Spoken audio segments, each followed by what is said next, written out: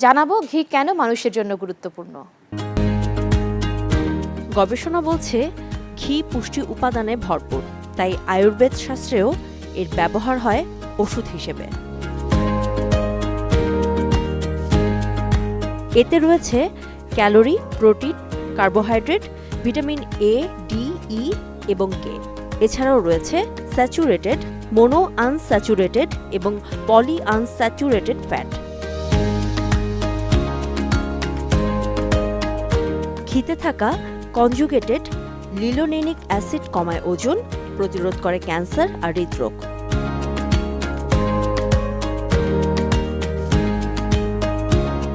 এতে থাকা vitamin A, D, E এবং কে হাড়কে করে শক্তিশালী আর মস্তিষ্কের ধারণ ক্ষমতা বাড়াতে দারুণ সহায়ক। আর বিউটারিক অ্যাসিড মানবদেহের পরিপাকতন্ত্রকে সুস্থ রাখে। পুষ্টিবিজ্ঞানীরা বলছেন দুধে ক্যাসেইন নামক এক ধরনের রাসায়নিক উপাদান থাকার কারণে অনেকের পেটে হজম না হলেও ঘি খেতে পারবেন তারাও একদম নিশ্চিন্তে।